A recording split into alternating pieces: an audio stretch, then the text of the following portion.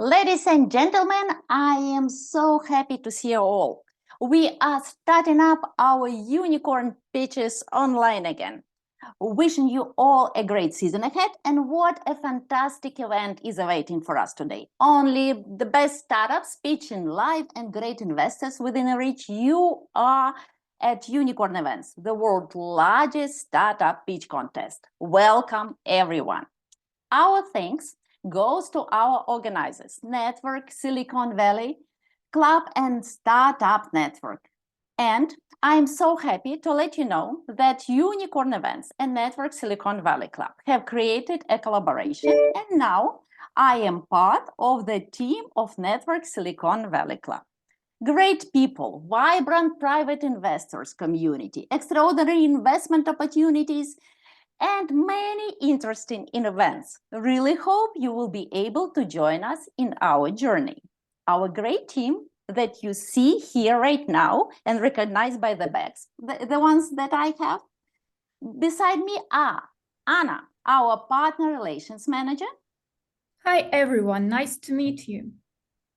And Diana, event manager and also partner relations manager. Hi everyone, nice to meet you. We are ready to welcome any investors that share our values of trust and collaboration and are looking forward to investing in US startups. We are building connections to illuminate opportunities. And in addition to many other things, we will be doing a series of online Unicorn Pitches US, which means regular events so we can meet more often and see each other more often. Isn't that great? You can mark dates in your calendar and ping me if you want a private invite, because our next event is coming next month. We will be having our events every second Tuesday, and because here at Network Silicon Valley Club, we are welcoming you to our community where great deals are made and ideas are freely exchanged. And I'm really honored to introduce you to the founder of Network Silicon Valley Club, really intelligent and very charismatic, Maxim Strelchenko. Thank you, Anna. Hi, everyone. I'm happy to see you all at our event today. I'm the founder of Network Silicon Valley Club, a vibrant VCs and Business Angels community. We hold offline events every month here in Palo Alto, and finally starting online events here in the US for investors. I'm located in Silicon Valley, Menlo Park. Our network consists of hundreds of investors, most of whom I know personally. We'll gather online every second Tuesday of the month, and I'd love to have you as our regular guests and judges. Also, if you know of any promising startup in SaaS, AI, cybersecurity, FinTech, or defense tech in the US, this is my LinkedIn QR code. I'll happy to meet you with each of you, and let's discuss these ideas. You can also join Network Silicon Valley Club and become a member of our community today via the link in the chat or by scanning QR code. We have regular meetings and invest in startups with ERR $1 million and more. Since 2019, we have invested in 56 startups and have 3 exits, 32x, 5x, and 3x.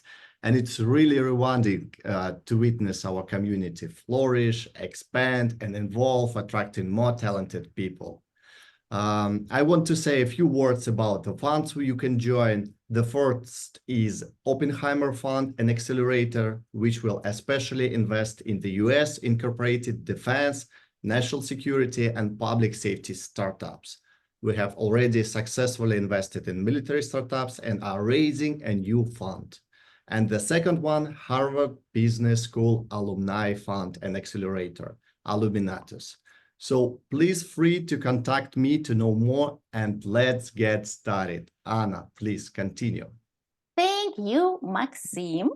And I would like to continue by introducing you to our ecosystem, because Network Silicon Valley Club as well as Unicorn.Events are part of the ecosystem that nourishes and fosters innovation and growth for startups as well as for the VCs and private investors. Unicorn.Events, of course, you know that it's open competition, where successful startups pitch for private investors, VCs, and corporations. We are the world's largest startup pitch competition by the geographical outreach and number of the events held already. We shed light on the best startups since 2009 and do our events on regular basis, online and offline, here in Silicon Valley and also in Europe.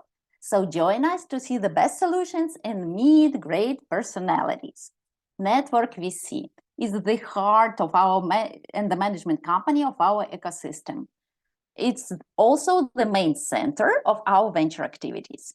Startup Inc. is an investor onboarding and management platform to get an access to the exclusive deals worldwide. We at Network Silicon Valley Club use Startup Inc. to facilitate our investors' digital journey. VC House is an association and network created exclusively for the VCs, where they can exchange deals they participate in as lead investors.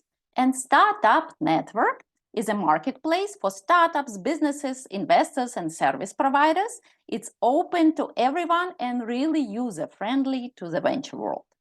And now, we are starting Unicorn Pitches US. Our great judges will be evaluating startups' investment potential, and at the end, we will have a winner announced. We are live and broadcasting to the whole world. Please share the links you can find in chat with your community so everyone can see you online. And it's time to say thanks to our global partners of Unicorn.Events, NetworkVC, our platinum partner, Network Silicon Valley Club, our golden partner, and Startup Inc., our silver partner. Thank you guys so much for support and cooperation. Unicorn.Events. As I said, the winner of Unicorn Pitches will be promoted to the Unicorn Battle, which are held as in-person events in Silicon Valley. And the winners of Unicorn Battles then get a chance to pitch at Unicorn Cup, a global final, and we will let you know the definite dates. You can see at our event page, Unicorn.Events. And now it's time to meet our judges. We have so many, so great and wonderful people in the audience. Many unknown to you, and but please, dear judges, there are so many people watching us right now online. Open up to the world. Introduce yourself shortly for 1 minute, pointing out what industry you invest in, what stage of startups you invest in, what's your sweet spot. We have 15 minutes for this part of the introduction, and please push button, raise hand, and I will give you the floor. Who would like to start? Yes, Eugen. Go ahead. Hi, my name is Eugen. I am an angel investor and founder of Gusarov Startup Studio. We help first-time SaaS founders to build their way from idea to first traction, early customer, and first investments. As an angel investor, I'm specifically interested in investing into the pre-seed and late seed startups. I am very honored to be a part of the NetworkVC. As an angel investor, I've actually invested into one startup with them already and looking to invest more. We do too. Thank you, Evgeny, for coming. Vanessa, so nice to see you with us. The floor is yours. Oh, thank you. Can you hear me? Yes, loud and clear. Fantastic. Thank you so much for the invitation. My name is Vanessa Stevens. I'm actually calling in from South by Southwest in Austin, but I'm typically based in Atlanta. I'm a private equity and venture capital attorney with BlackRock and an LP in Capitalized VC. Capitalized VC is a pre-seed, seed stage VC fund that invests in consumer technologies and CPG brands, generally founded by diverse founders, so Black, Brown, Latinx founders. As an angel investor, I'm very passionate about FinTech, really investing across the cap stack, have done a couple of growth equity stage deals, but also really excited to see pre-seed and seed stage deals as well. Generally just very excited to be here. If it's not the right deal for me, I'm very happy to connect others to my ecosystem as well. But thank you so much for the invitation. Looking forward to hearing the pitches today. Thank you, Vanessa. Honored to have you. Kai, long time no see. Welcome. I know, it's been too long. Hello, everybody. Thank you so much for having me. I'm Kai. I'm very excited to be part of this event again. I am an executive in the games industry for about 30 years, an active angel investor in games, tech, and other areas. I am a founding partner and managing partner of the Riyadh Angel Syndicate. We are focused on the games industry, early stage investments, ticket size anywhere up to $200,000, $250,000. And I think that was my minute. Thanks for having me. Thank you, Kai. Thank you for coming. Walid, so nice to see you. Hi, Anna. Hi, everybody. Glad to see you again for another season. Glad to see many familiar faces here. My name is Walid Al-Bashir. I'm based in Dubai. And after 28 years of experience in technology, I have started a firm in Estonia back in 2018. We venture build. We also VC. We invest in startups in the region, as well as do corporate innovation. I'm glad to see what we have today. Looking forward to see those innovative companies, and looking forward to share views and connections with you guys. Good to see you again. Great to see you all. And thank you for coming. Agnia? Hi, how are you? My name is Agnia. I'm actually from New York. We have a team at Raymond James, which manages about $3 billion under assets. And basically, we believe highly in the sector of VC. We invest through like a private equity funds. And I was just in the Silicon Valley right now for 10 days. And what I saw there in regards to technology was just phenomenal. So I'm really looking forward to learn more about them. Things that people create and that we can share with our partners, clients, and so on. So I'm happy to meet everyone here. Thank you for having me. Thank you for coming. And Michal, great to have you with us again. Hi there. I'm joining you from Prague, Czech Republic. We are currently investing from our second fund, which we had closing earlier this year.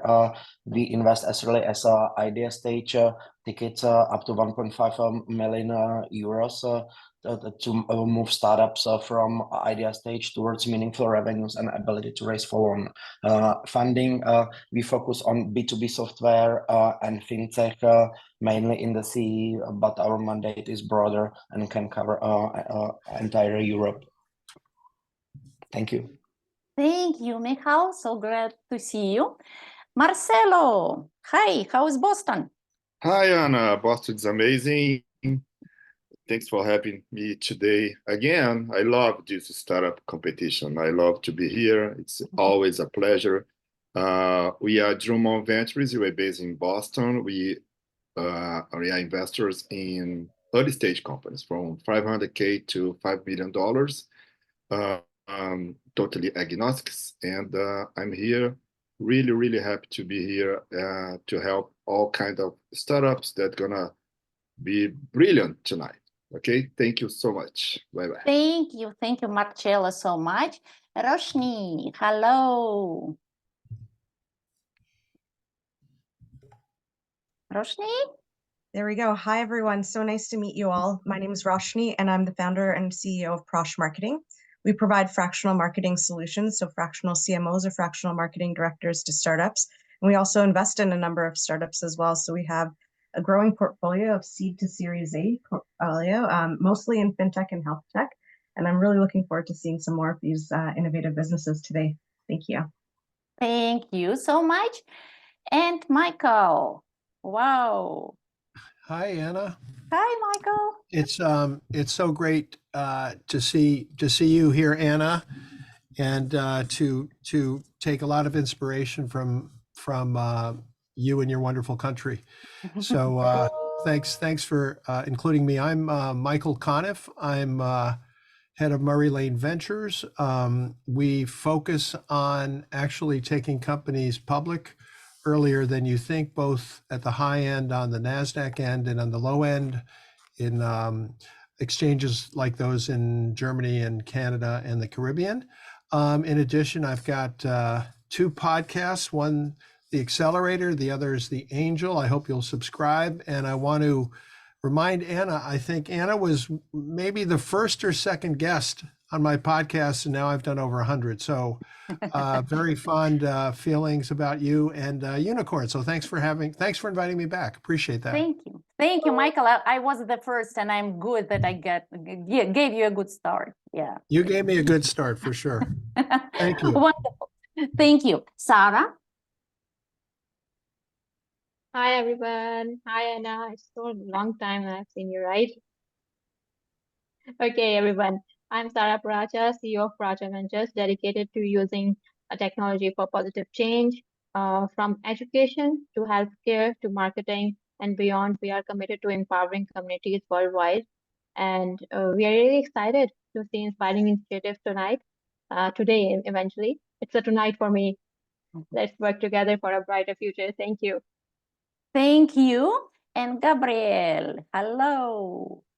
Hey, Anna, so good to see you back again, and so many familiar faces. So yeah, looking forward for the competition. From my side, I'm based in Colombia. My background has been the last 8 years investing, advising, research in technology with a focus mostly in fintech and now more sustainability, green energy transition on a global scale, multi-stage, maybe now more in the private equity side. And yeah, looking forward to learning more about these great startups and collaborating for sure. Yes, we are having great competition awaiting us. Thank you, Gabriel. Olga. Hello. Yeah, hi everyone. Happy to be here. So my name is Olga. I'm based in Pennsylvania currently, and I'm an angel investor and a business advisor and business coach as well. And I have a lot of experience in banking, like over 20 years already. And currently I'm working at the head of delivery services of Americas in Collaboration Betters the World company. So it's a banking as well. So yeah, happy to be here. And thank you for the event, for the invite. Happy to have you. And David, you are next that I see on my screen.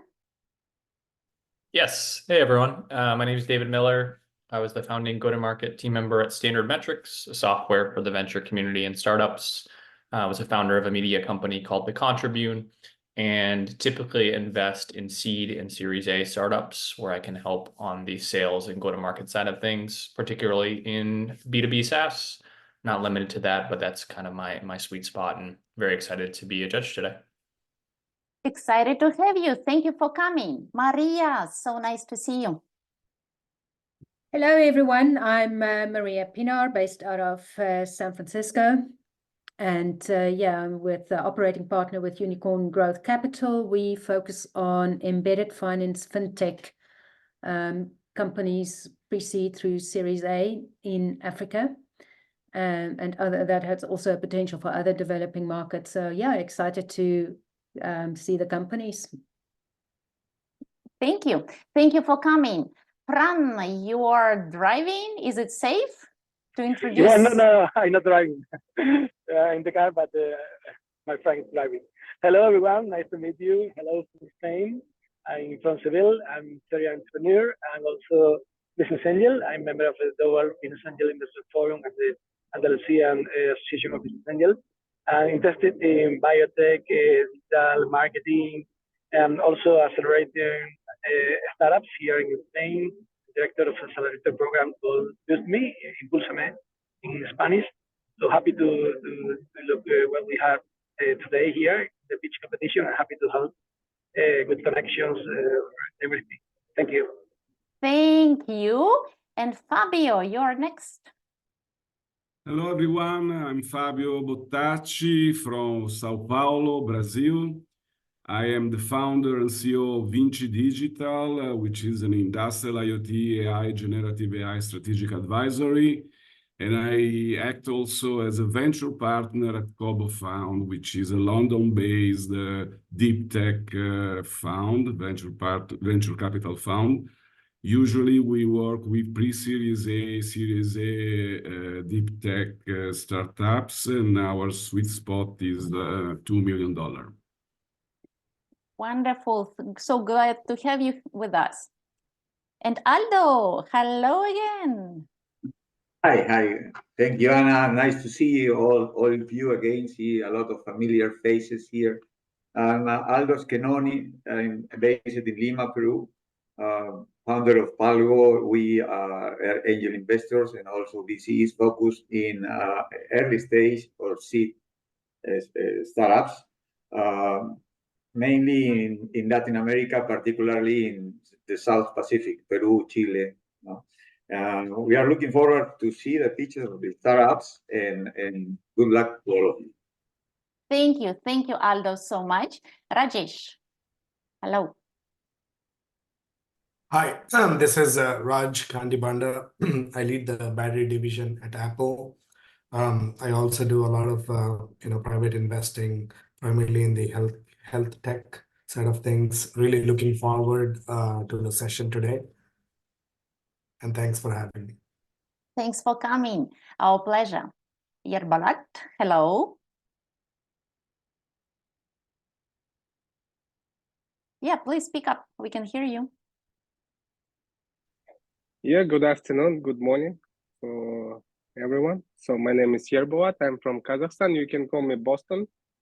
So I work for Astana Hub, and we are focusing on increasing cycle time, production, and robotics. So I used to work at Tesla, and I know how it works, and I'm happy to hear from startups and happy to be the judge today. Thank you.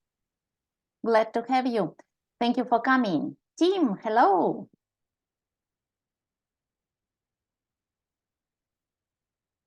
Yeah, Tim, speak up, please. Tim, we don't hear you. Please unmute yourself. There we go. Sorry about that. Yeah. So hello from San Francisco. I'm Tim Fairley, the co-CEO of the technology division here at Hudson RPO.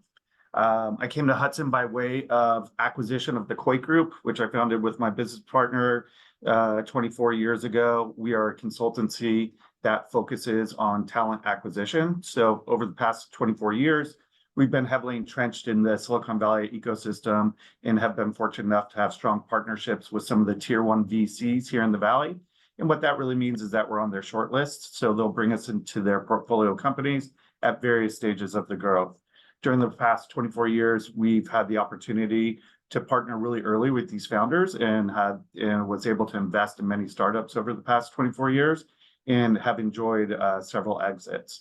So our sweet spot is really that 50,000 to 500,000 Series A, Series B type of investment.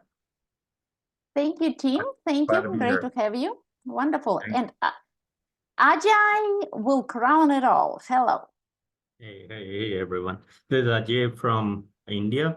I manage Silver Needle Ventures. We are an early stage tech-focused fund, B2B SaaS, deeper technology, space tech, and generative AI are areas of interest.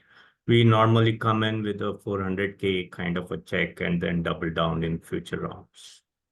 Nice to be here. Nice to have you. Alexander, I wanted to call you separately because I know you joined us.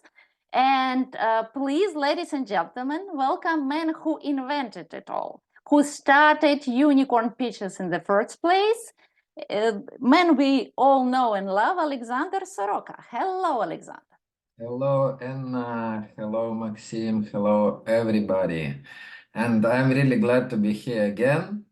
As Arnold Schwarzenegger said in his Terminator, we are back. And, we were a bit tired for some time, but, we made a lot of events in Europe, in US, in-person events. Especially, you probably know that we do our in-person event every month in Palo Alto. But online event allows us just to gather together, and we are from different countries, different places.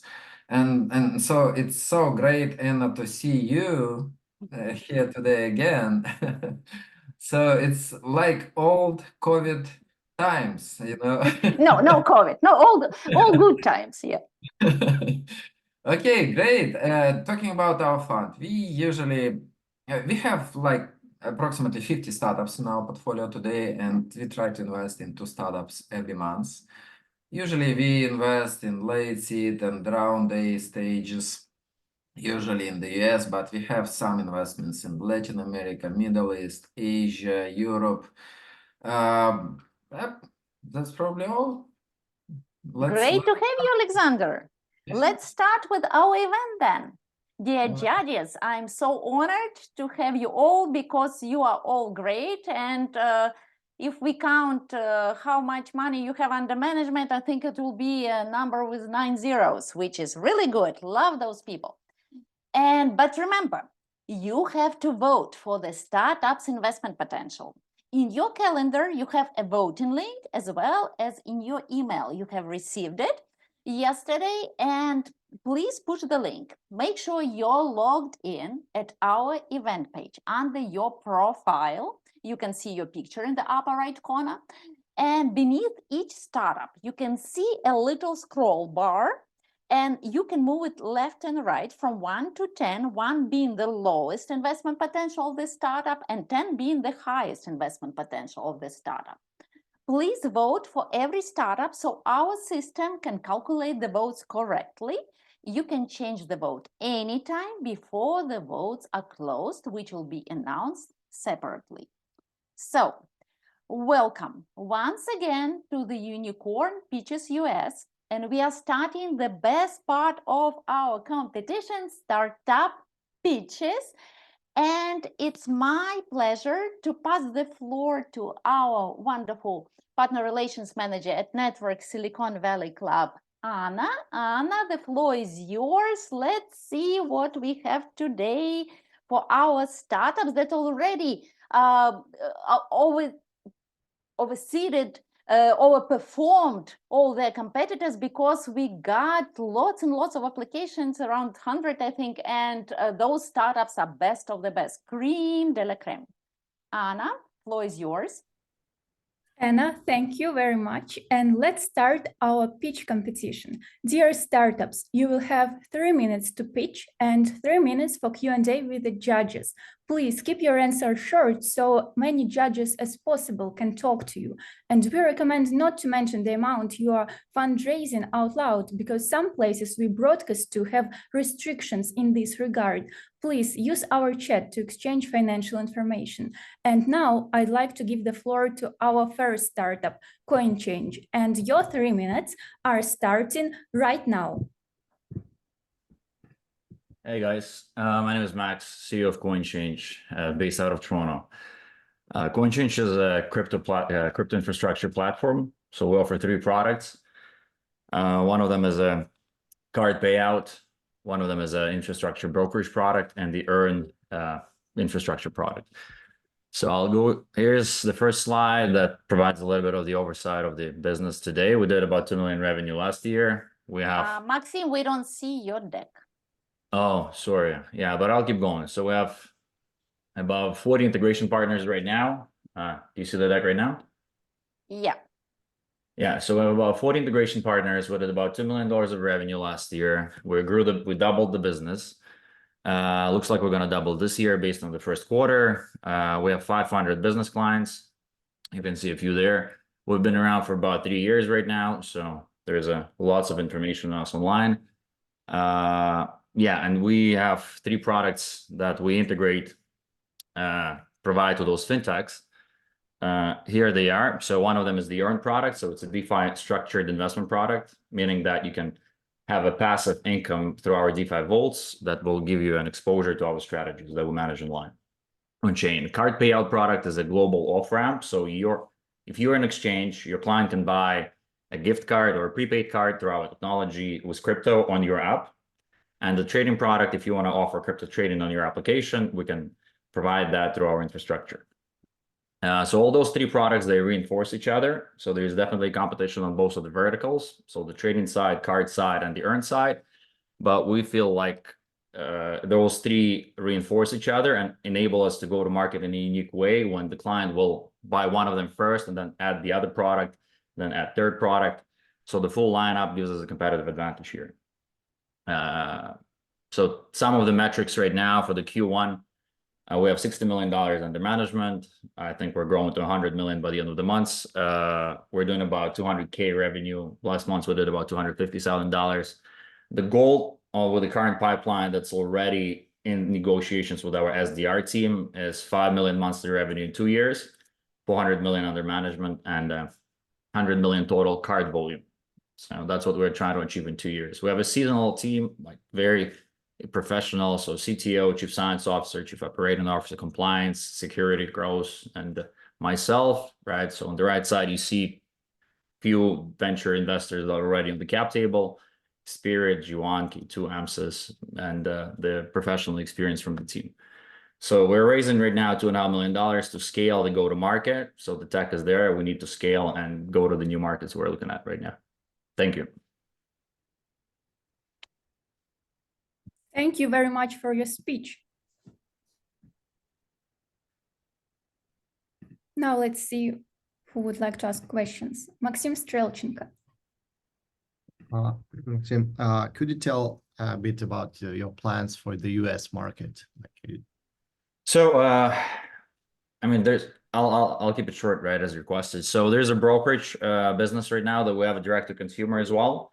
Let's think about it as a Coinbase, but in a very simplified manner. So we have 500 clients there. So if you see the line here, 500 business clients, they're all direct relationships. So we started business as a brokerage 3 years back. So we already have operations in 32 states. It's either a license or authorization to offer that service in that jurisdiction. The earned service is not available directly to the US clients, primarily emerging markets and primarily exchanges who integrate that product, embed that product into their application. On the card product, it's global. So we have clients like Gate.io, Crypto.com, and many others that pretty much have retail exposure in the most parts of the world. So, and what states are you in? Like, California is one of them. California, Massachusetts, New Jersey. So yeah, we have about 32 states right now. Thank you. Any other questions? Olga Feshchenko. Yeah, hi. I think on one of the slides it was mentioned that you were compliant. Compliant with what? Which slide? I mean, compliance is a very, very generic term. I mean, if you are asking about the regulatory foundation of the business, yeah, right? Yeah. So there's a couple of lines of business here, right? So the gift card business, it's pretty much a resale business. So we're connected to a bunch of aggregators and issuers with Visa directly, because Visa sells the gift cards as well. Amazon, Walmart, right? So gift card compliance is by default from the issuer side, and we follow the metrics. Like there's a metrics to follow based on the jurisdiction and the currency. On the brokerage side, the compliance is either the MTL license by the state, or it's either direct authorization by the state to operate based on the business plan and FinTech, FinCEN registrations. Right. So on the earned side, it's impossible to offer it directly to the consumers in the US because DeFi is unregulated in the US, right? Or if it's regulated, it has to be regulated as a fund and the SEC registered RIA, what we don't have. So the earned product primarily sold through partners in the emerging markets. So we have about right now 10 partners on the earned side. So Brazil, Philippines, Poland, Turkey, Peru, and they will have to have a license to offer that product to their end customers because it's going to be in their application and under their balance sheet. Okay, clear. Thank you. Yeah, thank you. Sarah, you're welcome to ask your question. Yeah, so I just wanted to know that what would be the next emerging market of yours, like where you wanted to launch next? I mean, right now the strategy of go-to-market is not what we want. It's like where we have already the exposure. Let's say Unicorn in India. It's one of the oldest exchanges in India called Unicorn. They are launching our product right now next week. And then there is another 10 exchanges. Sorry to interrupt, but your time is over. You can ask all the questions in the chat. And now let's move to our next startup, Supportfinity. Hey, hi everybody. Can you hear me here? Yes. Awesome. All right, so I'm sharing my screen now. All right, so can you see my screen? Yes. Awesome. All right. So thank you so much. My name is Monada. I'm the CEO and co-founder of Supportfinity. Supportfinity is a recruitment automation platform with the power of AI that saves 90% of time and cost of any hiring process. Before going to Supportfinity, I would like to share more about my experience as a hiring manager at a Dow Jones company. And it was always very frustrating, and it ends up always with a hit or miss hire. I used to shuffle with my recruiter between tabs, and every process I need to use a different tool, and the integration was always poor. So the hiring as a problem is a very big problem. The cost of hiring per every position here in the US is around $4,200. The number of tools used is around 18 tools, which is an insane amount of tools that I need to integrate. And the number of days I need to fill a position is more than 60 days. So that's why we invented Supportfinity. Supportfinity is the one subscription for companies to fully customize and hire their hiring process from the very beginning to the very end that saves around 90% of time and cost. One tool with the power of AI, but not just AI, it's a power of community, AI, and design.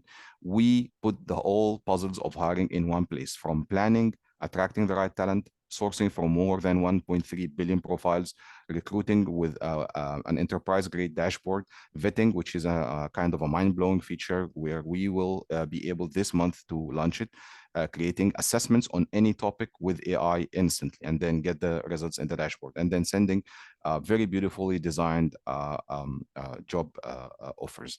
And this is a screenshot of part of the product. We have an epic product with a stellar actually onboarding process at enterprise grade. We created a community of around 60,000 also members of our community. You can think of it like something like LinkedIn, and we also have a patent. This is the landscape of competition. We have also signed agreement last 2 weeks with Indeed and LinkedIn so that we can offer automatic integration between Supportfinity and Indeed and LinkedIn as external job boards. And in every part here, we have 10x more features and 10x better experience than every company here in this section.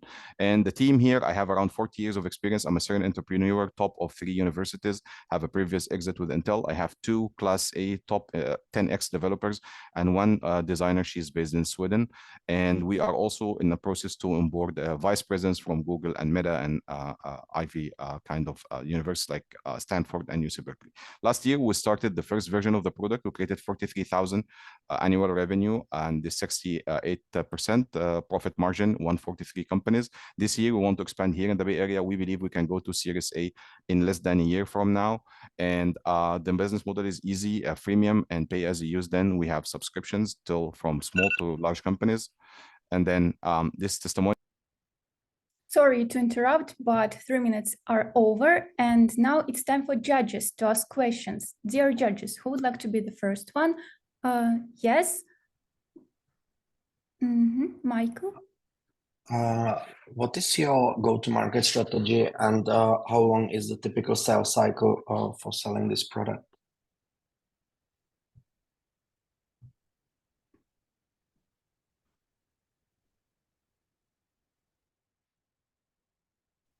You're on good. We cannot hear you.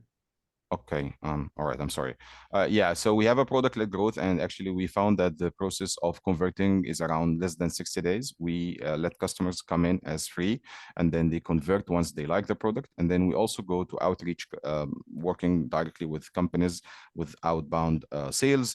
And here in the Bay Area, I have started already working with some startups, and they started use the product now.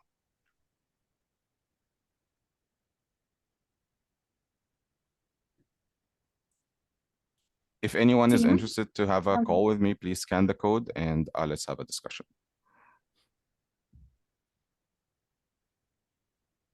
Tim, now you can ask a question. Oh, thank you. Two questions. First, when you say you have a community of 60,000, is that 60,000 people using the product from those 143 clients? The 60,000 from our community. So we created a community. Think of it something like LinkedIn, and I can share with you actually how it looks like. So this is what we're trying to do. We are owning our data. So we have two data sources for companies to source from our community, which is the 60,000, and it's growing actually every hour. And then we have also 1 billion profile access so that we can provide sourcing engine from Supportfinity to every recruiter. Got it. And what's the cost, average cost per seat? We don't charge per seat, we charge per features actually. So we have, as I mentioned here in the last slides here, so we have the starting one from $99. Let me go back here. Till actually we have custom plans for large enterprises. So we have 99, 299, 599, then the enterprise one for custom features for large enterprises. Thank you. Appreciate it. Sure. Vanessa, please ask your question. Sure. Thank you so much for the pitch. Of your current revenue, and you can probably stay at the last slide that you were sharing, could you just at a high level provide a breakdown of every subscription class? Yeah, so last year we launched actually in Africa, and that was a just freemium model. So you pay as you use, and we worked with large companies. So we don't have the subscriptions yet. So companies use us for free, and then they pay us a premium once they have a successful hire. And we managed here to go through very small companies to very large companies and public sectors like PwC and Ijada, which is one of the largest company hiring in the Middle East by numbers in more than 5 countries. And we work also with multiple Sorry, unfortunately, the time for Q&A is also over. And now let's move to our next startup, Mobility Partners.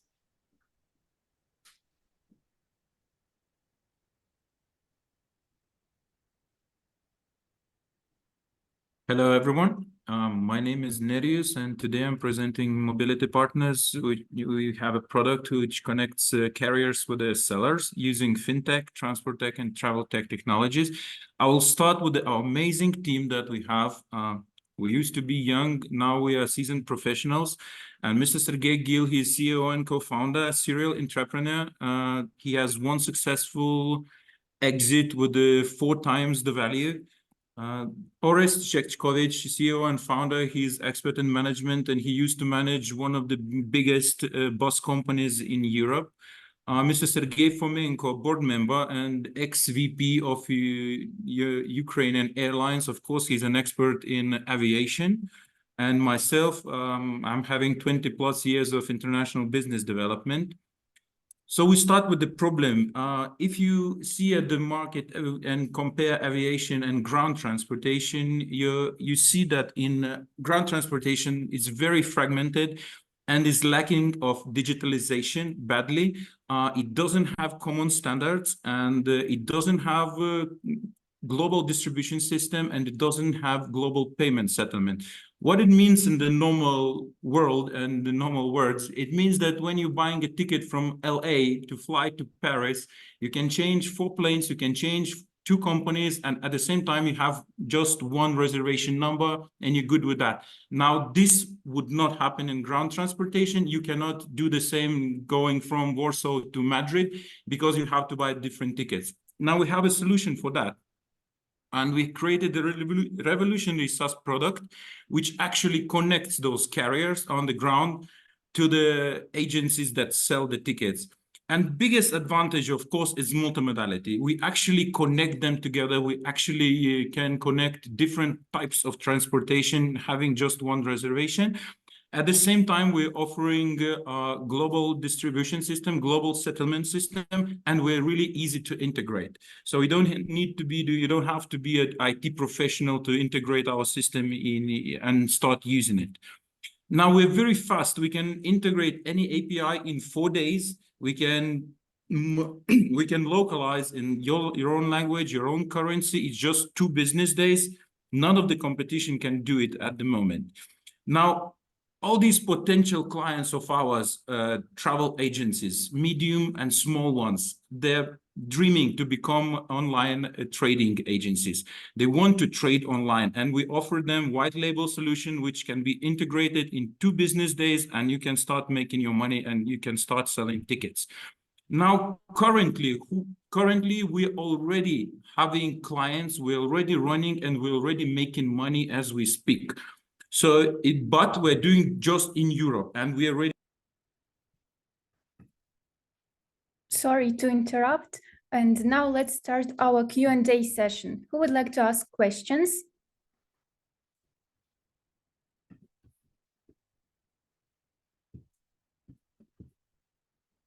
Tons of questions. You're welcome to ask your question. Yeah, I think it's a good problem to solve. But from airlines to airport shuttles to metros, I think here things are pretty straightforward. But when you get into other multimodal, integration, like ride hailing and personal mobility and stuff like that, how do you deal with this? I mean, do you provide a sort of system for them? Or because most of them, they are very heterogeneous, they are not connected to each other. How do you deal with this?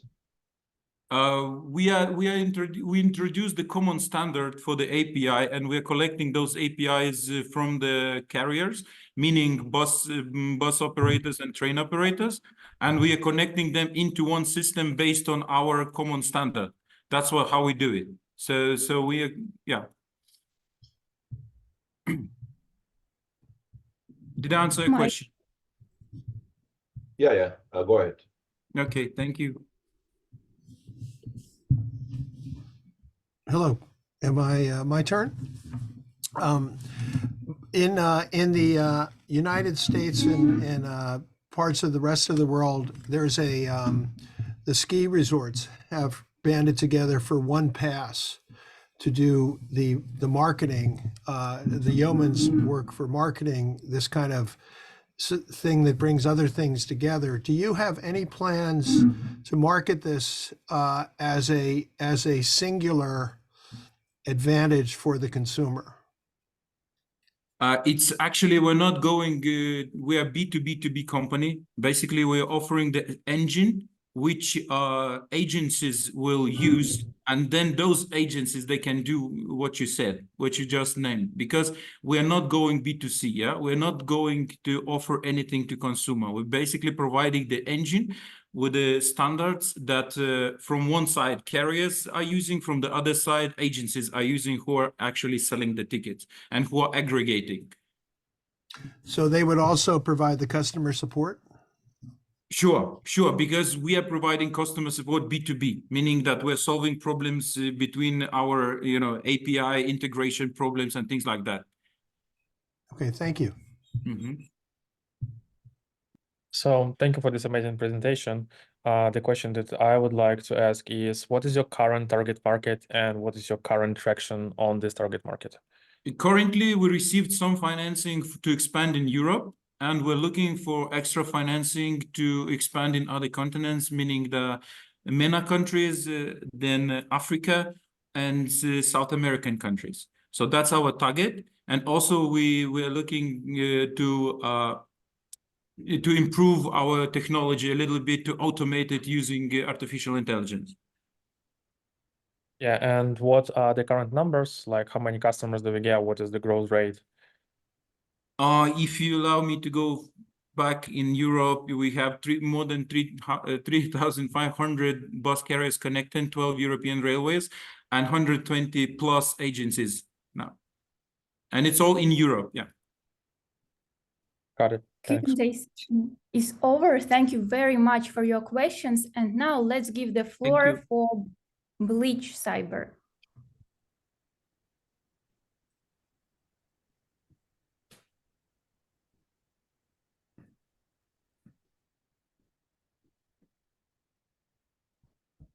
Bleach Cyber. Just coming. Yep.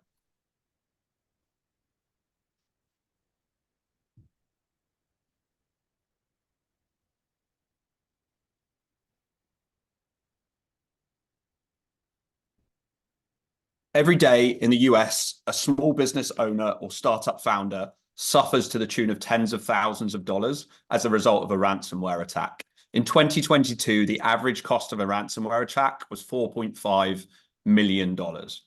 Enterprise-grade tools are too expensive, too complex, and they're mostly reactive. And therefore, it's far too late for any SMB to save themselves. My name's Craig Goodwin, and I'm the co-founder and CEO of Bleach Cyber. For over 20 years, my co-founder and I have been running cybersecurity for some of the largest businesses in the world. That's a really difficult job. So imagine trying to do it as a startup. This is the reason our mission now has changed. Our mission is to bring cybersecurity protection to the 99%, and in doing so, protect the lifeblood of the US economy. Never in the history of technology has there been an opportunity to do things so differently. Transitions to the cloud mean that we can deliver cybersecurity that is truly affordable and scalable at the same time. Thanks to Bleach, gone are the long drawn-out implementation periods, the expensive consultancy agreements, and the solutions that take excessive time and money to implement. Instead, a single platform, instant integration, and super fast remediation. In just a few clicks, businesses can integrate their existing technology stack with the Bleach platform and start to get instantly secure across email, cloud, web, and even more. Once connected, we talk even the most non-technical people through fixing it. Businesses on the Bleach platform today are experiencing what it feels like to get secure in minutes, not months. Within just 6 weeks of launch, we had over 100 customers on the platform, already experiencing lower audit costs, faster deal closures. We've built all of these tools internally ourselves, so our profit margins are extremely high. And with an average 3-day sales cycle, we're growing fast to becoming the de facto cybersecurity solution for startups and small businesses globally. We're Bleach Cyber. Please join us on our journey to revolutionize cybersecurity protection for SMBs and democratize cybersecurity globally. Thanks very much. Thank you very much.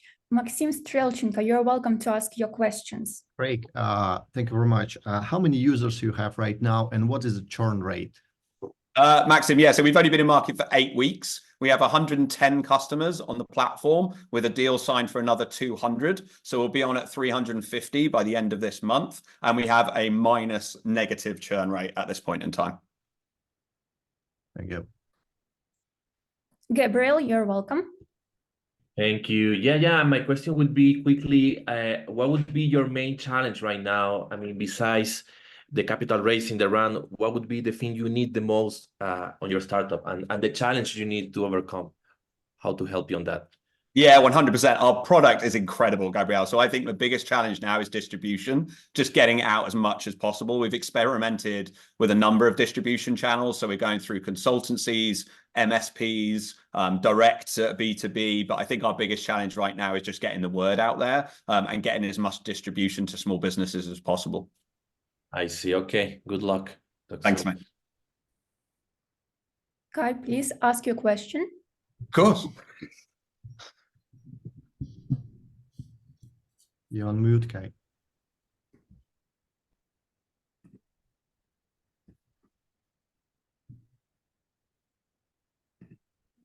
Did we lose him? Sorry. I had a question about go-to-market as well, but what I'm interested in your current customer base, is there a percentage of companies that got recommended by your existing customers? And what's your strategy for that?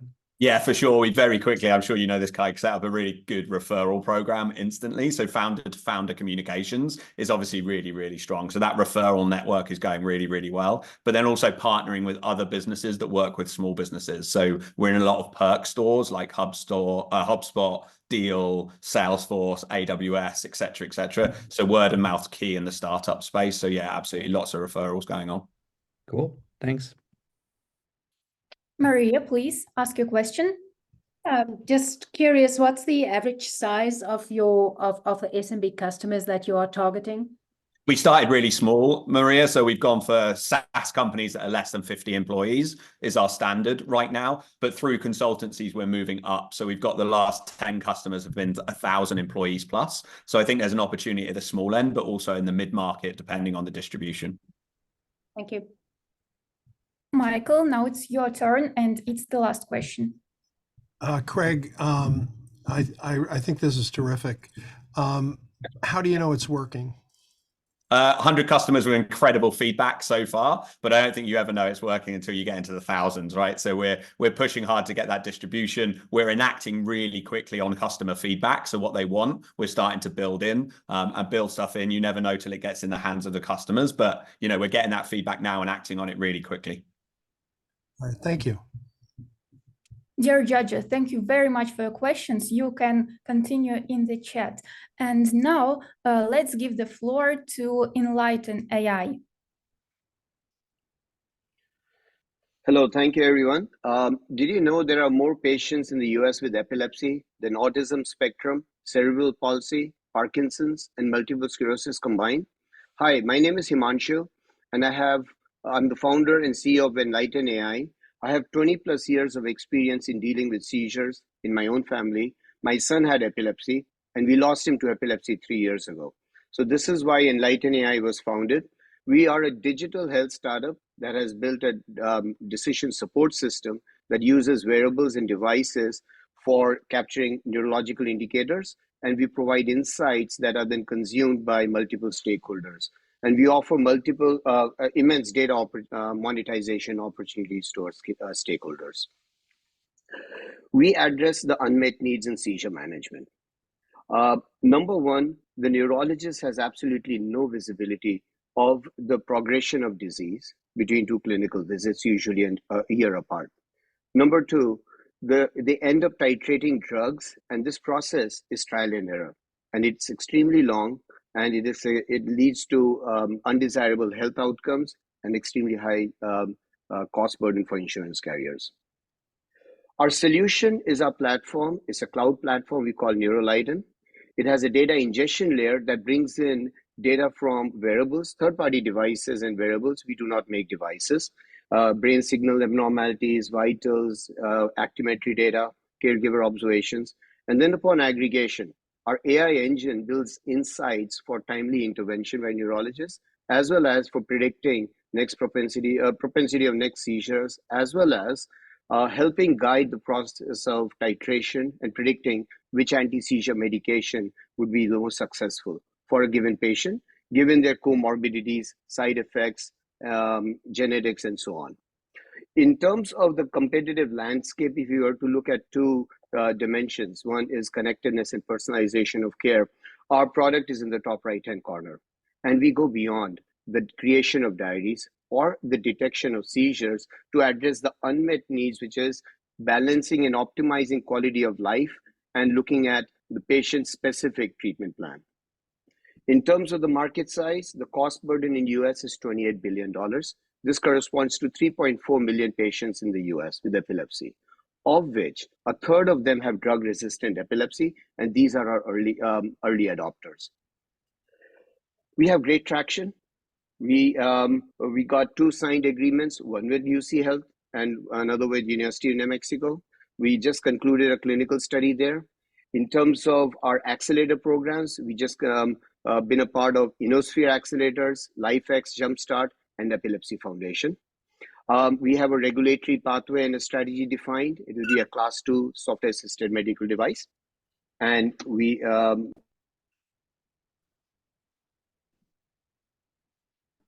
Awfully sorry, but now we have to start our Q&A session. And judges, Waylett, the floor is yours. For the presentation, I think this is a major challenge to tackle. My question would be, what is the volume of data that you need to collect in order to make this train model, bring up the right success percentage, and how far you have gone into collecting this data? Very good question. So in fact, the strategic partnership we have with University of New Mexico gives us 2 years access to one of the largest EEG databases in the US, in the world actually. It's a 2-year contract. We are working with Epilepsy Foundation and other ecosystem partners for data access. It's a journey. Each feature that we build in has its own set of functionalities. And over time, as we get more data points, we will actually enhance our insights and capabilities.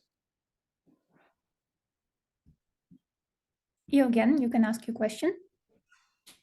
Thank you for the presentation. The question that I have, so I've been advising several startups of your type in the past, and probably one of the biggest challenges that they face is that there is some doubt in that the technology actually works. So what arguments, how do you convey to your potential customers that this technology actually works?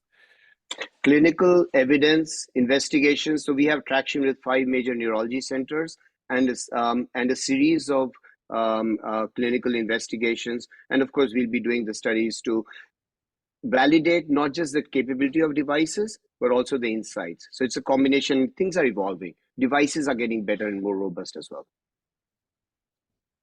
Thank you. Bharat, now it's your turn. Hey, Manchu, thanks for the presentation. As someone who has worked on a product, with wearables, something that I've observed is that the data coming in from wearables differs significantly, right? And there's a lot of effort that goes into normalizing those physiological symptoms coming from different wearables. So, what kind of wearables do you support right now, and how do you go about normalizing it across wearables? Very good question once again. So the wearables we will be using would be all FDA cleared for detection and the intended use, number one. Number two is in terms of looking at the data points, it's not just one single wearable. We bring in real world evidence from our diary. We bring in vitals and actimetry data, as well as brain signal abnormalities in EMG. So it's a multiple set of data points that we get across multiple channels and modes. But across devices, we will look at studies to be able to validate that, the variability. Thank you very much for your answers and questions. And now we have the startup Assert.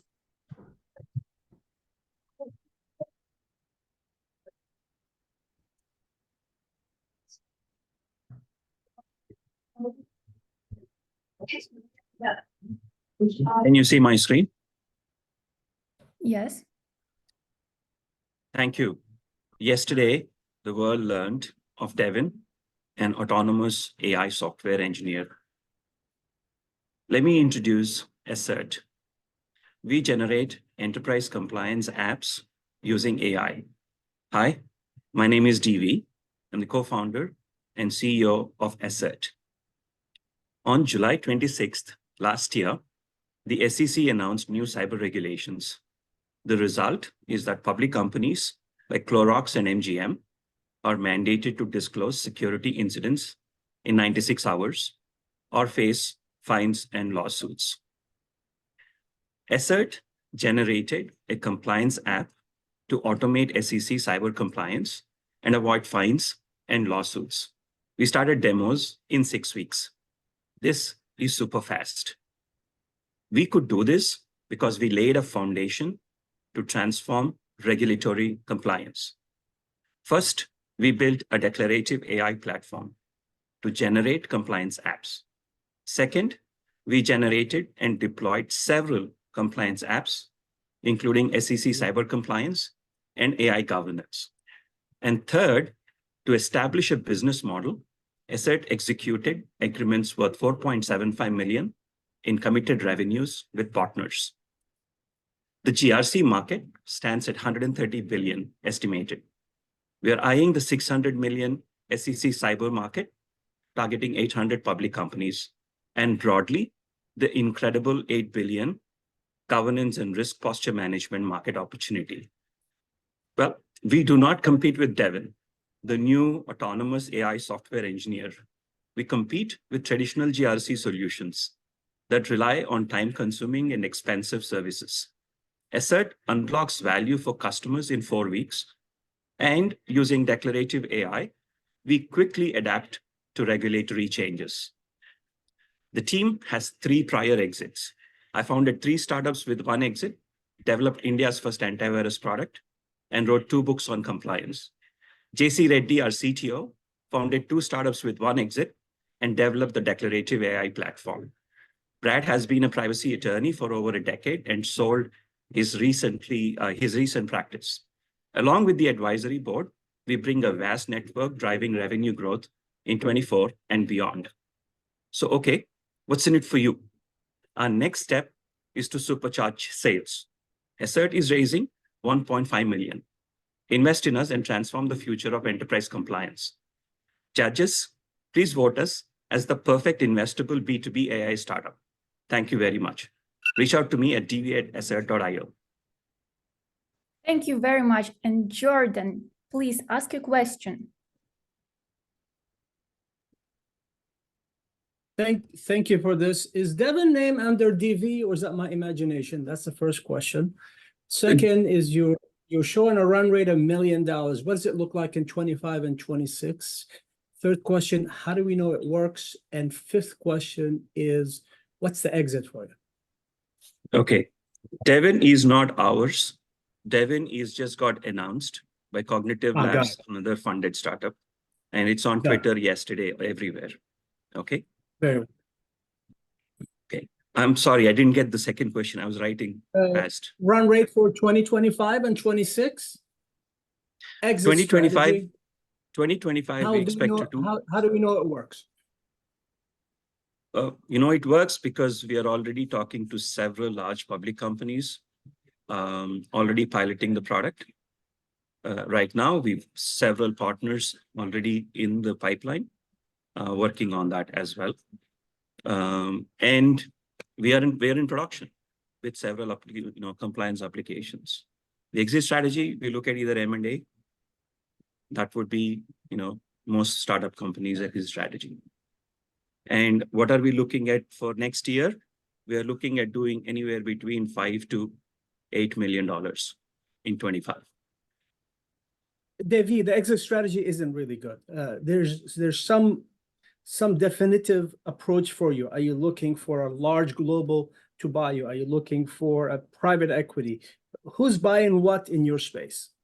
We have a list of 60 companies in the B2B SaaS space that are likely acquirers.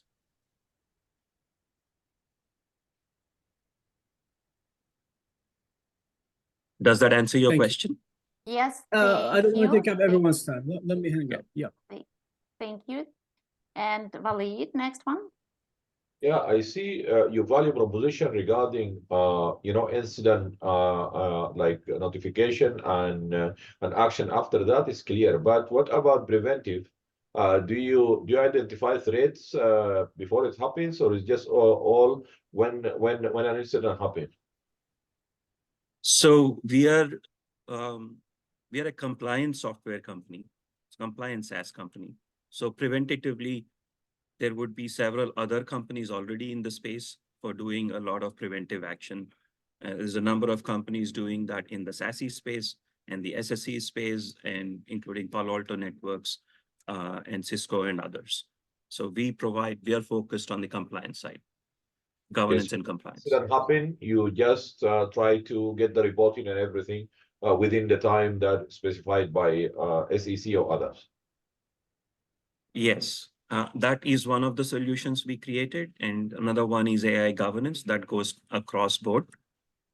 So it is a question of generating more and more regulatory compliance applications. Got it. Dear judges, please use our chat to ask more questions because unfortunately Q&A time is over and now we'll have another startup, Real Key. The floor is yours. You have 3 minutes. But before the startup pitches, I would like to remind judges, please vote. I can see the backstage of the event. And we are lacking votes for the startups that already pitched. Some of the judges forgot to vote. You just need to move the scroll bar. All the voting links are in your email or in your calendar. If you need us to resend you voting links, please let us know. We can do that. And also, please share the broadcasting links. They're also in chat. And yes, Real Key, the floor is yours. Awesome, really appreciate it. So my name is Christopher Hussain. I'm the CEO and founder of RealKey. We are re-envisioning finance, focusing on mortgage specifically. Many of you have seen us before, and I'm happy to go through and report that we've grown substantially over the last few years since launching the product in late 21. So despite the high rate environment, we've been growing about 45% year over year, and we're currently at 4.5 million in ARR. And we're looking to go through and to raise current rounds so that we can go through and to address enterprise clients that are in late stages.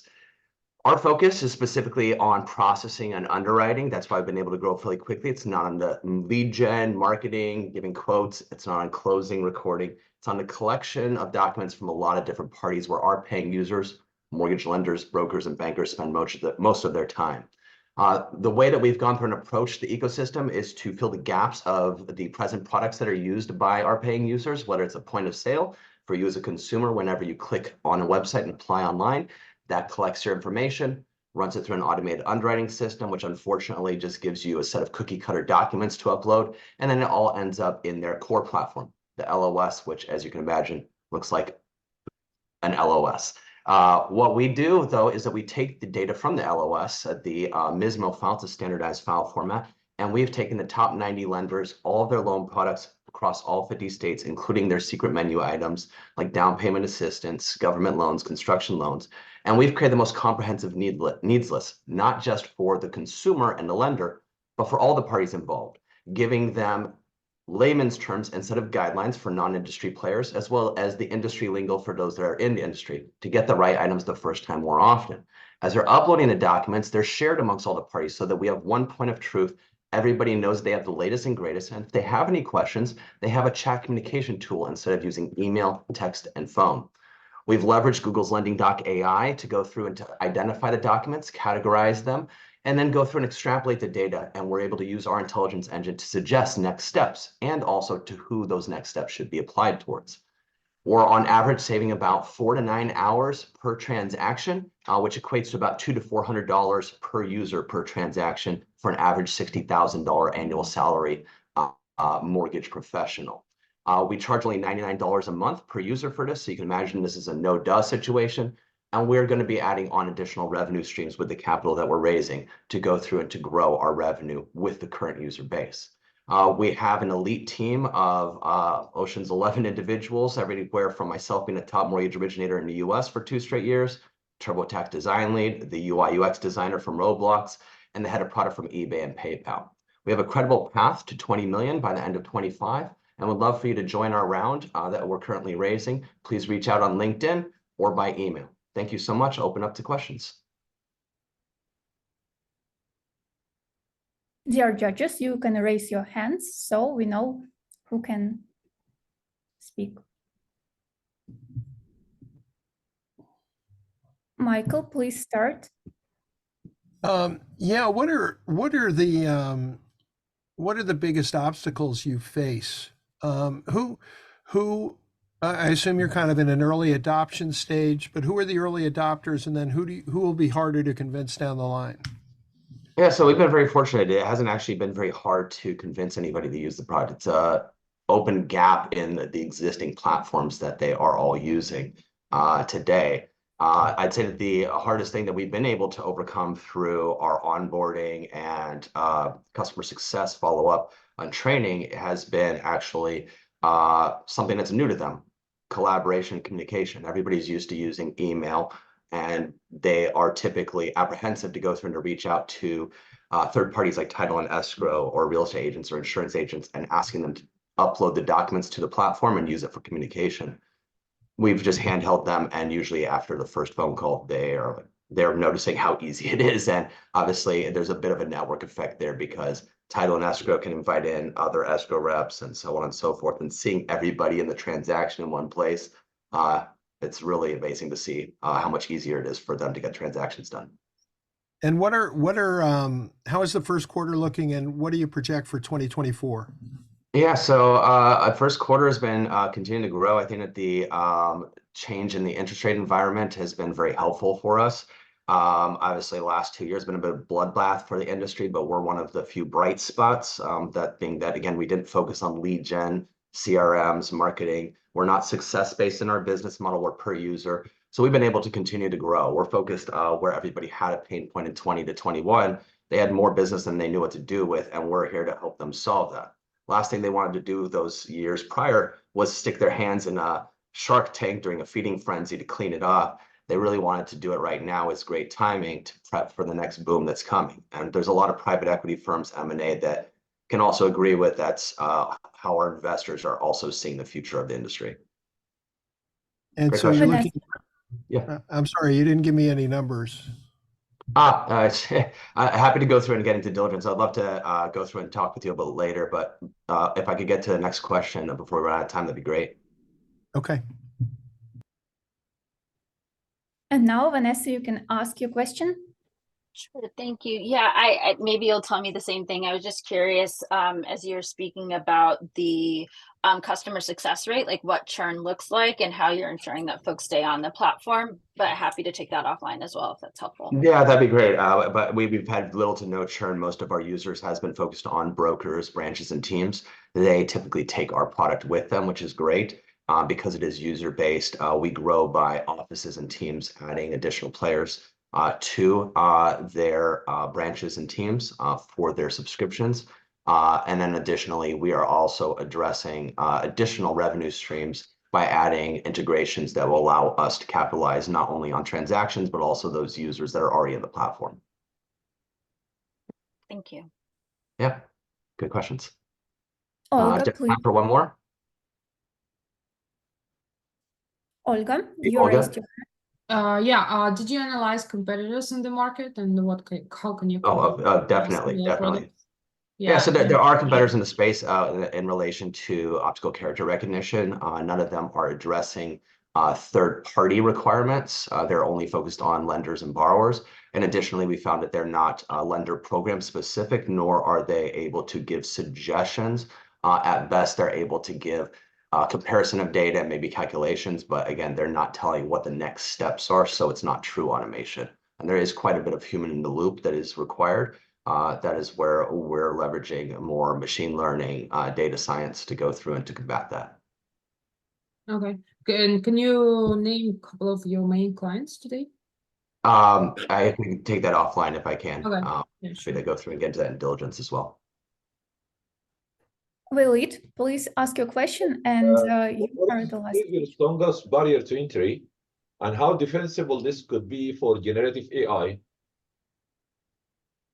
So generative AI could definitely be utilized for, it's something that's been asked by a lot of our users regarding the chat feature. Obviously, they have borrowers asking questions, title, escrow, real estate, insurance, landlords, parents giving gift funds. So it could definitely be used for the chat tool. But really what we're doing is we are programming in the data modeling and assisting with Google's lending.ai that we're leveraging to go through and to recognize documents. Barrier to entry. Barriers to entry is that for certain, nobody's doing what we're doing with the collaboration communication space. That's why we want to raise the round right now, is to move fairly quickly. And we believe that we can very easily take over the ecosystem fairly quickly. It also helps with adoption of our core product, which is the processing and document collection review side of the platform. Other barriers to entry would include the fact that none of the core platforms, nor any particular lenders, brokers, or banks could do what we're doing, being that title, escrow, real estate agents want one dashboard and one login to see all their platforms. But again, happy to take this offline and love to chat further. Thank you. Dear Christopher, unfortunately, the time is over. Thank you very much for your answer. Dear judges, don't forget to vote. And let me introduce our next startup is AI for Pet. All right. Hello, everyone. My name is Eric Pai with AI for Pet. We are providing an AI-powered healthcare solution for happier pets and pet owners. We have been recognized worldwide in the pet industry. We started with the Google for Startup Cloud Academy as one of the top 45 startups globally, and we were the only pet technology to participate and be selected. We were awarded the CES Innovation Award 2 years in a row. We're the first ever AI technology to check your pet's health on a mobile device, and we were recognized as the best startup in South Korea. And so the problem is we have 90 million pet households in the US. That's 2 out of 3 pet households. And the global pet care spending is 350 billion, and that's only growing in the future. And so every pet parent is asking the same question: what is my pet's current health condition right now? And as we know, this pet industry is outpacing the demand for the current pet care needs. Pet ownership boomed post-pandemic. 1 in 5 new pet households were added. 1 in 3 will continue to spend more money on their pet's health. 45% are concerned about the affordability around vet care, and 40% of pet parents are not focusing on preventative care. And so our solution, introducing AI for Pet, a new pet care model where we're the first ever AI pet healthcare solution to empower pet parents to check their pet's eyes, skin, teeth, and joints just by taking a photo or a video. And so we're personalizing an AI health check anytime, anywhere for pet parents. We are backed by veterinarians with accuracy above 90%, and we help pre-screening, preventing veterinary costs. And so currently we have over 310,000 users as of last year in South Korea and the US. We have over 30,000 valuable customer reviews and over $25 million in lifetime revenue, including our supplement line, which is our second business. And we know that in the landscape of pet care, a lot of traditional pet care players like research, content, test kits, as well as veterinarians are looking for more technological solutions. And we know that we can provide that in a convenient and reliable way. And so our business model is 3. We have the B2B where we partner and we license our service, license service agreement. We also partner with hospitals. We have 10 beta hospitals currently in the US that's recommending and pre-screening their clients, as well as our commerce platform where we're able to recommend certain products and services for pet parents. And so we have a variety of partners currently ongoing in South Korea, as well as the US, Germany, and Japan. And we're very excited to continue to offer our pet healthcare to these pet care needs. We know that the market is huge. We started in South Korea as a pilot test. We have seen great traction. We are seeing great success now here in the US. We launched this in December and have about 8,000 users currently. And our main goal is to expand this globally for all pet parents. And so last year we did $6.2 million in revenue. We're projected to do 22.6, and by 2027 hit $190 million revenue. Dear Eric, unfortunately, your time is over. It's time for Q&A. And Maxim, what questions do you have? Yeah, Eric, thank you very much. How many users do you have in the US, and what's revenue from subscription is like? Yes. So right now in the US, we launched in December. We have about 8,000 users, and that's continuing to grow. We actually had a very great CAC cost of acquisition, about $2.65, which was half of what the average North American app market is, around $5.65. We also have really great traction with partnerships right now, like I mentioned, with the model hospitals and some of the other largest. We actually have the largest animal ingredients company worth over 100 billion in valuation partnering with us very shortly. What was your second question, Maxime? Software revenue from your software. Yeah, so right now our commerce is the majority of our revenue. However, the SaaS has been free for user engagement, and that's how we were able to retain and engage a lot. And so our actual process now is about 20 to 30% of revenue.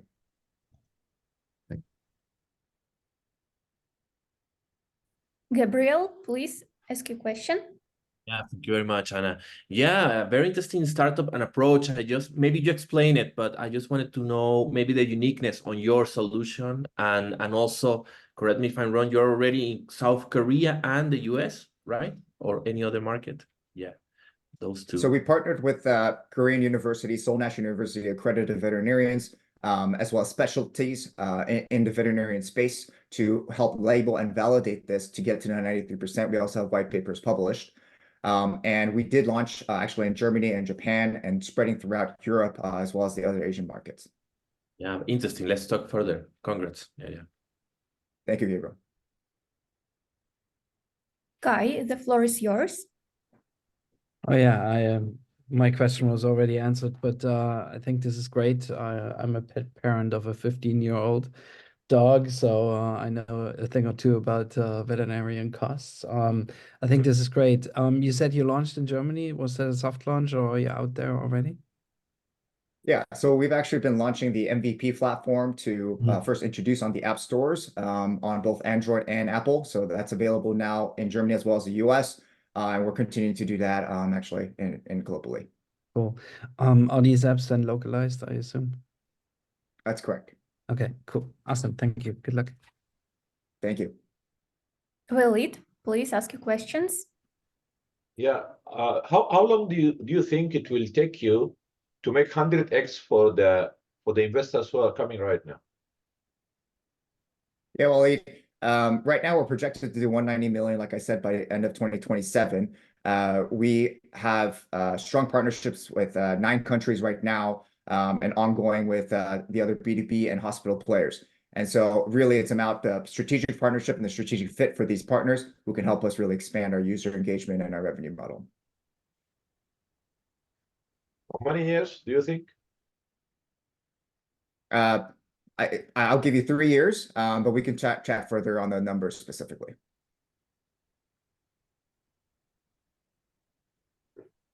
Yerbalat, please ask your question. Yeah, sure. Hi, Eric. Thank you for your great presentation. So I just want to get to know, is it subscription-based or what kind of business model? It's a freemium model for consumers to engage and to learn and educate about pet preventative care. Our B2B model is our enterprise SaaS model, as well as the hospital integrations into their PIM system and the commerce platform. I got you. Thank you. And the second question is, so as I understand, you do like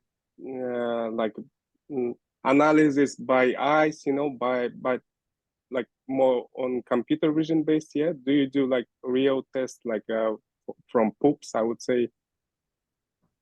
Currently we do additional gait analysis for checking lameness, also for teeth, for gingivitis and tartar. And then we are looking into potentially stool analysis as well as additional skin features. Thank you. I got you. Thank you, Yerbalat. John, please ask your question, and it will be the last one for this startup. You can ask the rest in our chat. Thank you, Eric. Great pitch. So how do you see the Japan market? Yeah, we're really excited about the Japanese market. Obviously, pet parent household is growing and booming. Preventive care also is becoming a big issue, but also an opportunity for the Japanese market. We do intend to partner with actually the largest Japanese hospital network so that we can start to integrate our technology and our solutions into the veterinarian softwares. Thank you. Let's speak soon. Thank you, John. Thank you, Eric. And you have a question in Q&A section here. Your time is over. We have to call on stage next startup, but please answer this question in chat. And now we have our last but not least startup, SoloSuite, and the floor is yours. You have 3 minutes. Great, I'm George. I'm one of the founders of SoloSuite. We help people resolve debt lawsuits. We're backed by Kleiner Perkins, the legal tech fund, and Y Combinator. You can reach me at george@solosuite.com. We found that debt collectors and consumers are disconnected. Every year in the US, collectors are able to collect about $12.7 billion annually. However, 66% of their accounts go uncollected, so they're leaving a ton of money on the table. They aren't trusted by consumers, and because of that, they're forced to file expensive lawsuits to try to collect. However, we found that collectors' number one desired outcome is to settle these cases. On the other side, consumers, about 70 million of them are in collections annually in the US. 10 million of those get sued for the debt. When they do, they only have 21 days to respond. They usually can't figure out how to respond to the lawsuit, so it quickly becomes the worst financial pain of their entire lives. And we found that consumers' number one desired outcome is also to settle. Our first product has been helping consumers respond to these lawsuits. You can use our tiered service to respond. Take the real life example of Raquel. She's sued for a $4,700 debt, and she finds SoloSuit online and uses us to respond to the lawsuit, solving her initial pain point. This first product, we've found product market fit on it.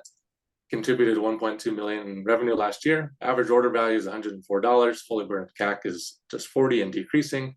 84% year-over-year growth, 67% gross margin, 76 net promoter score. Our customers would say something like this: responding was great, now can you settle for me? So they're asking us to solve the bigger pain point for them, which is settling the debt. To do that, we're adding on debt settlement. It's increasing our LTV to $997 per person, helping us expand to a $69 billion market. To tap into that market, we're building the debt settlement marketplace. Consumers are on the buy side, collectors on the sell side. Consumers are coming to us to save a bunch of money. They save 77% on average when they settle. We earn $893 on average per settlement off of a 19% take rate on the total amount of the lawsuit. And since collectors usually buy these debts for only 4% of face value, they're still able to earn like a 10x return when they settle. We're seeing early signs of product market fit on this. It's doing $13K a month in revenue. Average order value is $893. We're selling it to the same people we've already acquired for just $40, and the gross margin is 96%. Right now is the time to scale. We're at 1.7 million in annualized net revenue. We're doing all this with a lean team of just 6 people. And that is SoloSuit. Rounds closing quickly. You can contact me at george@solosuit.com. Happy to answer George, questions. thank you very much. And we start our Q&A session. Maria, you are the first one to ask. Yeah, thank you for this. This is quite interesting. I'm a bit curious about your choice of pictures you use in your profile. You're curious about my pictures? Yeah, I mean, you seem to be building in a specific bias with regards to who your potential customer is. Now, I'm not sure how I feel about that, but anyway. We're just using a real picture from an actual person who's been sued for a debt. Okay, but as I say, you may want to bring in more diversity in that, Sure. because I'm just concerned about the perceived bias you may be building. Sure, That appreciate that.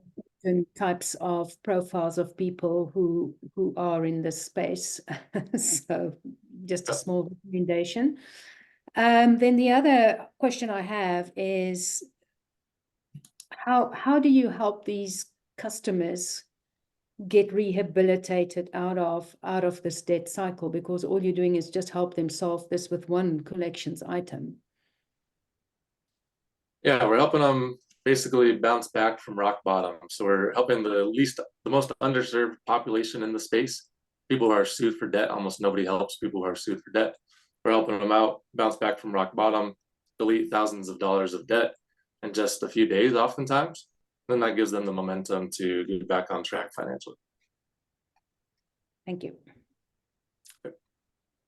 Kai, please ask your questions. Yeah, cool. Very interesting. Good presentation. Thank you. I'm wondering, what's your growth strategy beyond the US market, and how difficult will that be with a more fractured legal landscape in, for instance, Europe?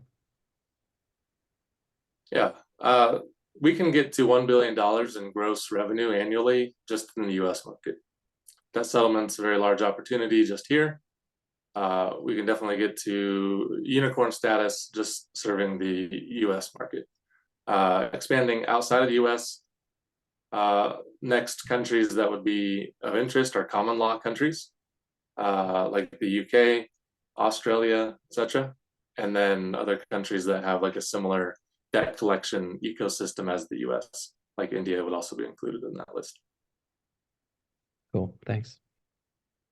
Walid, please ask your questions. Good presentation. Do you require any regulator approval for the marketplace for the debt settlement? And the second thing, do you think that related to Maria's question, you could help them with, for example, a model like buy now, pay later, you know, like settle now and pay later. So dividing these claims into like 4 or 5, installment. I didn't quite hear the first question, but on the second one, yes, we can definitely help people out with a payment plan. That's one of the main things that we're rolling out right now. Customers are asking for that as well as the collectors. So we're working on that currently.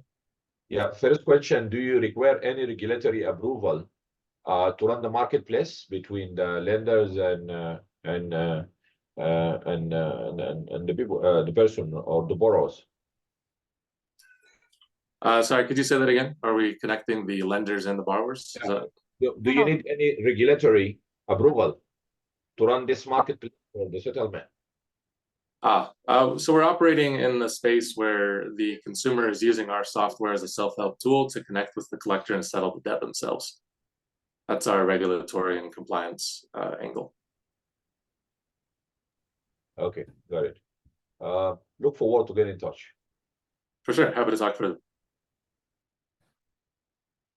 Thank you very much, dear judges and startups. And now I'd like to give the floor to Anna.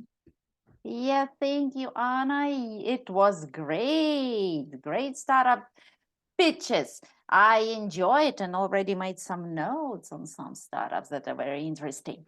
And I hope, dear judges, you enjoyed that too. Please reflect your opinion towards startup investment potential in voting. In 1 minute, we will be closing the votes. Please make sure you voted for all the startups. Go to our event page. Each of you have your own personal link to vote. Please use it and go to event page. It leads you actually. When you push it, it opens event page with your profile. And make sure you put your marks beneath each startup so our algorithm can work correctly, and we will have the winner announced when the votes will be closed. And I will be announcing that. We have 30 seconds, I'm sorry, to go.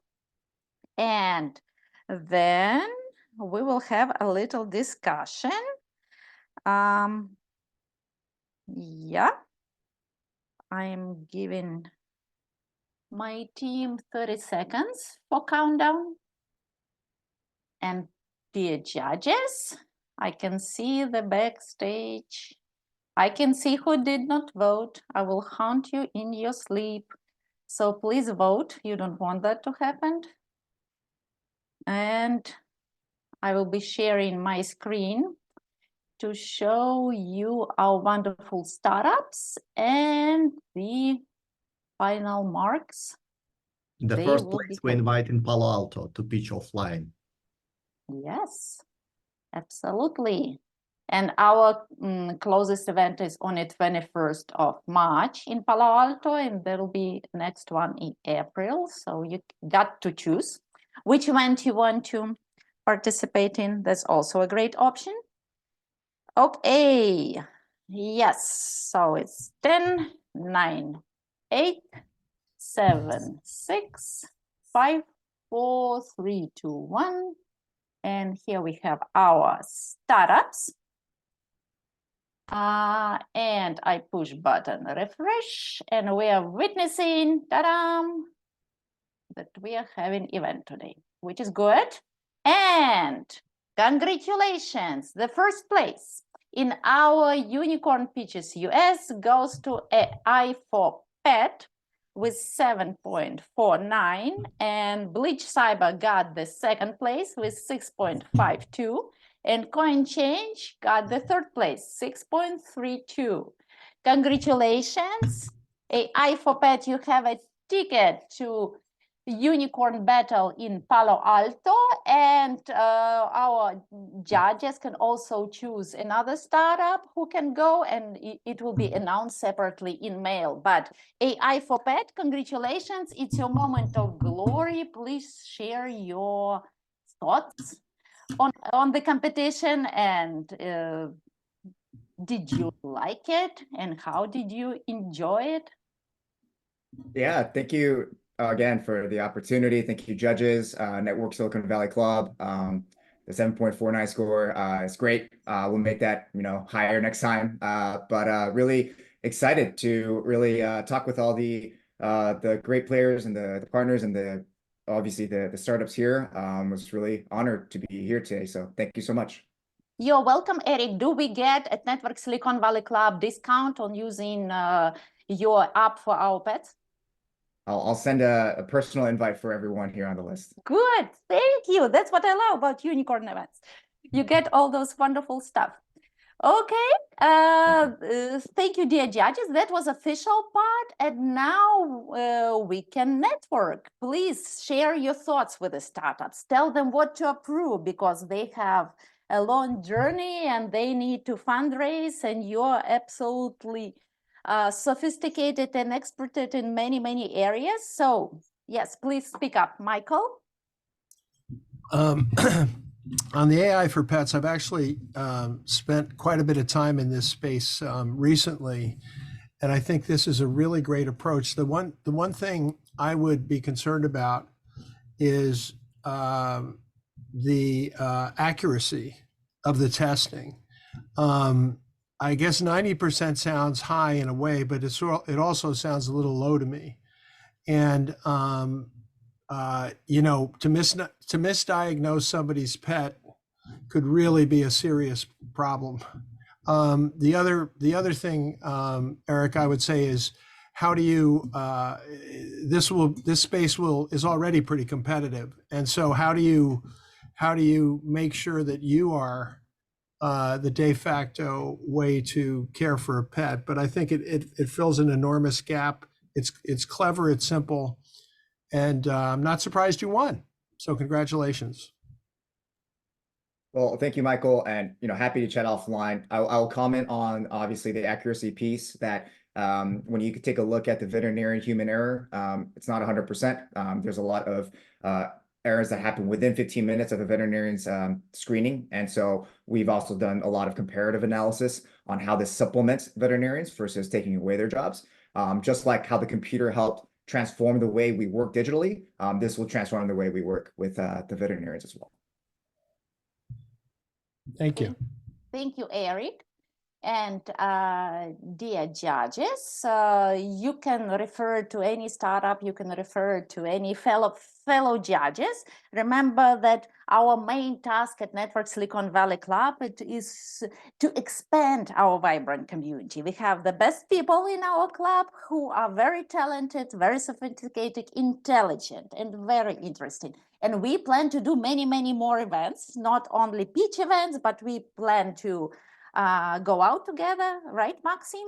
What do we have in mind? Do golf Sure, Anna. Yeah. tournaments? I think we had around 300 participants, and we aim to get around 500 in April. So thank you very much for joining us. And I think, yeah, we did a great job. Yeah, but very limited time to pitch, 3 minutes. Yeah, I feel like I'm comfortable when we should cut our presenters, and we have to think about it, maybe, yeah, to take more time. You want to do a revolution and expand it to 5 minutes?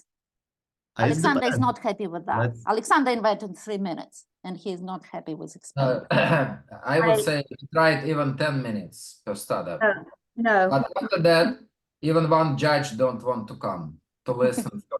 No, I'm sorry. 10 minutes is just way too late. The benchmark in the industry is between 3 and 5 minutes. 3, and it's like, if companies cannot tell their story in 3 minutes, they provide the wrong information and too much. So I'm quite happy to suggest to keep it to 3, because it's really also there to help the startups be more concise in their narrative. Thank you, Maria. Thank you so much. And what do you think? Maybe we should do something else, do pre-pitch or something, how to involve judges more. Do you want to get more information on the startups, less information on the startups? How should we?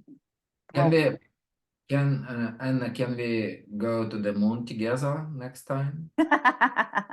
Do you know Elon Musk personally, Alexander? Yeah, maybe we can ask him. Why not? Yeah, probably. Why not? Yeah, Agnia? Oh, yeah, I'd like to receive like a little bit more information on the startups, maybe like even beforehand, if possible, maybe like a one pager. That would be great. Just to look over and then hear their pitches. Okay, I hear Yeah. you. In fact, you can find information on event page. Okay. Oh, it's an event. Okay. And there is an information and you can download the pitch deck as well there. Okay, perfect. Thank you. So it's just very easy. But maybe Anna will send the updates after the event. Yeah. Done. It can be done easily. No problem at all. Always like to communicate with every one of you. And I'm reminding you that on the 16th of April, we're having our next event. If you know any startups and you had seen what a level of startups we are looking for, with the revenue in US, with lots of customers, with the wonderful solutions. So please send them our way and we will skyrocket them to unicorns because we're unicorn pitches. And I'm really honored to tell you that our event is over for today and I'll see you all online on the 16th of April. So thank you all for coming. Thank you, Maxim, for Network Silicon Valley Club being with us. Thank you all and you're my best. Bye-bye. Thank you. Thank you, guys. Bye bye. Everyone, bye. Bye. Let's take our photos. Thank you very much. Off. Guys, people staying here, let's take group photo. Smile, Okay, everyone. smile. One more. Goodbye. Goodbye. Okay. All the best. All Smile. the best. Cool. All right. Take care, Thank you, everyone. John. Yeah, we should See do it you. at the beginning because Yeah. everybody Yeah, we is should. Yeah. running. Yeah. It's Thank already you. Thank you for waking 4, up. yeah, All 4 of you. a.m. in Japan. Wow. Have a So nice day. if anybody coming to Japan, message me anytime. Sure. Actually, it's a best season now for cherry blossom. Wow. Okay. Send us Yeah, photos, yeah. please. And also let us Sure. know if you're in Silicon Valley in Bay Area. Thank We're you. happy Thank you. to see you. Yeah. Actually, in this May, we're gonna have 500,000 people coming from around the world for largest startup events called Sushi Tech Tokyo. Wow. Wow. Great. 500,000. So you guys should come. Okay. Send us the Definitely. details. We'll look it up. Sure. We'll check All it right. out. Take care, everyone. Good Okay. night. Bye-bye. Enjoy your Bye, day. all. Bye bye. Thank you all. Bye. Goodbye. Bye bye.